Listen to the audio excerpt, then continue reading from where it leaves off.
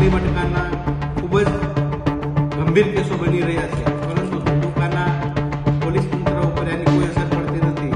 જેથી મેં આજરોજ માનનીય ગૃહમંત્રી શ્રી અને અમદાવાદ જિલ્લાના એસપી શ્રીને અને કલેક્ટર શ્રીને જાણસારું એક લેટર લખી અને લેખિત રજૂઆત કરી છે અને ગંભીર પગલાં લેવા માટે રજૂઆત કરી.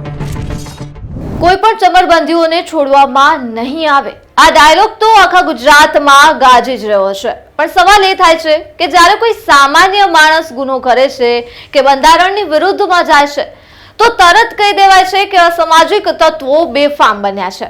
પણ બેફામ બનેલા અસામાજિક તત્વોને કાબૂમાં રાખવાનું જેનું કામ છે એ જ બેફામ બની જાય તો શું કરવાનું? ત્યારે ક્યાં જવાનું? માને છીએ કે પોલીસ ખાતામાં બધા જ સરખા નથી હોતા, પણ એ જ તો મુદ્દો છે ને કે કેમ બધા જ એક સરખા નથી હોતા? જ્યારે પોલીસ કર્મચારીઓ બેફામ બને તો ક્યાં જવાનું? જો ભાજપ અને કોંગ્રેસના નેતા પોલીસ કર્મીઓથી ત્રાહિમામ પોકારી ઉઠતા હોય તો કલ્પના તો કરો કે સામાન્ય માણસનો તો આ લોકો શું જ હાલ કરતા હશે. નેતા થઈને પણ જો નેતાનું અપમાન પોલીસ કરતી હોય, ગુના રોકી ન શકતા હોય તો પછી સામાન્ય માણસની તો વાત જ શું કરવાની? વાત ત્યાં સુધી પહોંચી છે કે માત્ર એક જ પક્ષ નહીં પણ સત્તાધારી પક્ષ અને વિપક્ષ બંને ફરિયાદ કરી રહ્યા છે. પોલીસ અધિકારીઓની પહેલો કેસ સામે આવ્યો છે અમદાવાદના ગોમતીપુર ખાતેથી, જેમાં ગોમતીપુર વોર્ડના ભાજપના પ્રમુખ નરેશ રાઠોડ દ્વારા 24 ફેબ્રુઆરીના રોજ ઝોન 5 અમરાઈવાડીના ડેપ્યુટી પોલીસ કમિશનરને પીઆઈ રાણા સાહેબ દ્વારા અપમાન કરવા બાબતે પત્ર લખી લેખિતમાં રજૂઆત કરવામાં આવી અને એમ જણાવ્યું કે સામાજિક બાબતની રજૂઆત કરવા જતા મારું એટલે કે નરેશ રાઠોડનું અને મારી સાથે આવેલા સામાજિક આગેવાનોનું પીઆઈ રાણા દ્વારા અપમાન કરવામાં આવ્યું અને ઉદ્ધતાઈભર્યું વર્તન કરવામાં આવ્યું અને પીઆઈ રાણા સાહેબ વિરુદ્ધ કાયદાકીય પગલાં ભરવાની ગોમતીપુર ભાજપના પ્રમુખ શ્રીએ માંગ કરી છે.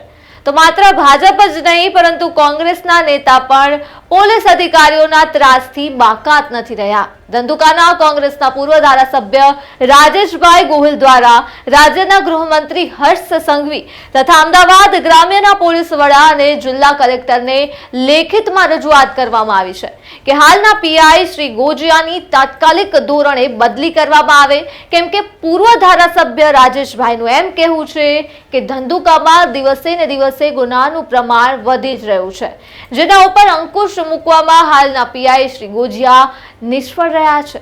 જે તે જો પીઆઈ શ્રી ગોજિયાની બદલી થઈ જશે તો ધંધુકામાં ફરી એકવાર સ્થાનિકો માટે સુરક્ષિત વાતાવરણ બનશે. સાંભળીએ ધંધુકાના પૂર્વ ધારાસભ્ય રાજેશભાઈ ગોહિલને. હું રાજેશભાઈ ગોહિલ, પૂર્વ ધારાસભ્ય ધંધુકા. ધંધુકા મેન હાઈવે ઉપર ડૉક્ટર કિશોરભાઈ શાહનું ઘર આવેલું છે. ત્યાં સાંજના 7:15ની આસપાસ 3 થી 4 અજાણ્યા ઈસમો ઘરમાં ઘૂસી હથિયારો સાથે આવેલા અને ઘરમાં એમના પત્ની હતા તેમની ઉપર હિચકારી હુમલો કરી ગંભીર ઇજાઓ પહોંચાડી અને લૂંટનો પ્રયાસ કરેલ. જ્યારે અવારનવાર ધંધુકાની અંદર છેલ્લા 6 મહિના ઉપરાંતથી ચોરી, બાઇક ચોરી, ઘરફોડ ચોરી, દારૂ, જુગાર અને વલ્લી મટકાના ખૂબ જ ગંભીર કેસો બની રહ્યા છે, પરંતુ ધંધુકાના પોલીસ તંત્ર ઉપર એની કોઈ અસર પડતી નથી.